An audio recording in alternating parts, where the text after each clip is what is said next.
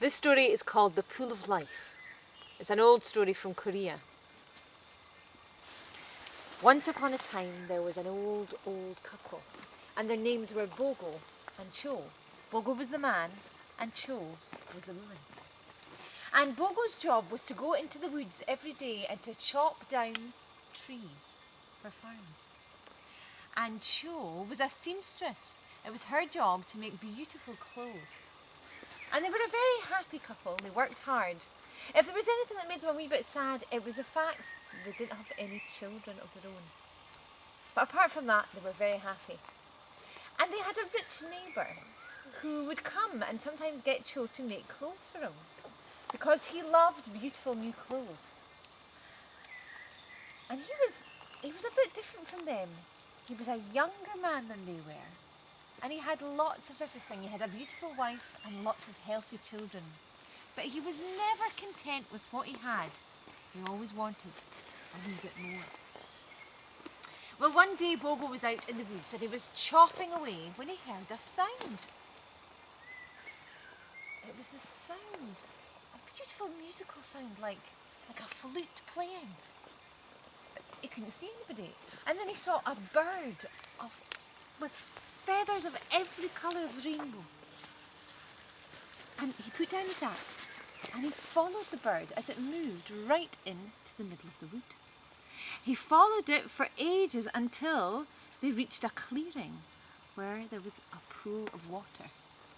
Well, by this time Bogo was very thirsty and tired. And he knelt down beside the pool of water because it was so clean looking and so healthy looking. He had a wee sip of water. Just enough so that he wasn't thirsty anymore.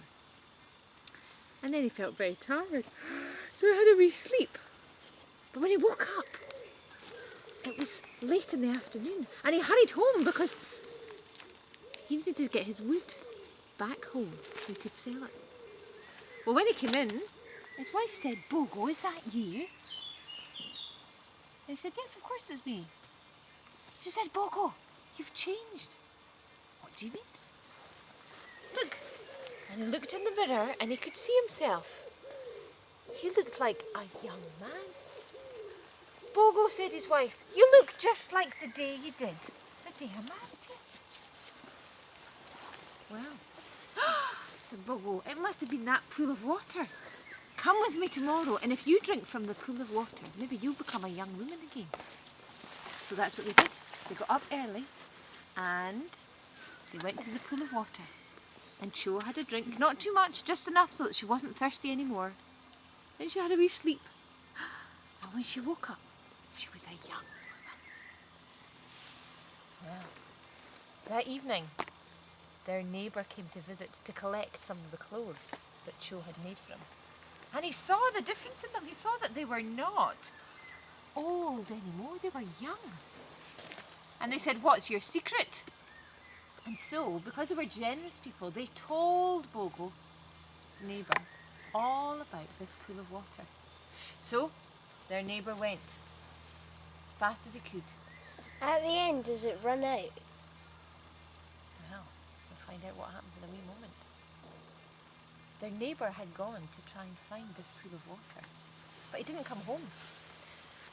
And Bogo and Cho started to be worried because they thought, what's happened to him? What if he's tripped up over a root in the woods and he's lying there with a broken ankle? Maybe he's not got anybody to look after him. We better go and see if we can find him. We're the only people who know where he went.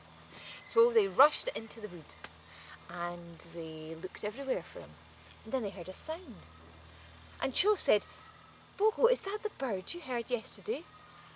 And he said, "No, I don't think so." It was a high-pitched sort of sound. They looked around and then they saw a pile of clothes. A pile of clothes that they recognised because Cho had made them.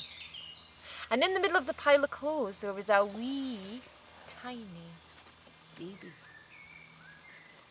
Their neighbour had found the pool of water. And he hadn't been content just to have a wee sip of water, he'd had a great big drink. And so he didn't just become a young man, He became a young baby. he became a wee, tiny baby. Well, Bogo and Cho felt very responsible. After all, it was because of them that he'd found the pool of water. So there was only one thing they could think to do. They took that wee baby back to their house and they brought him up as their own son. And that's the story of the pool of life.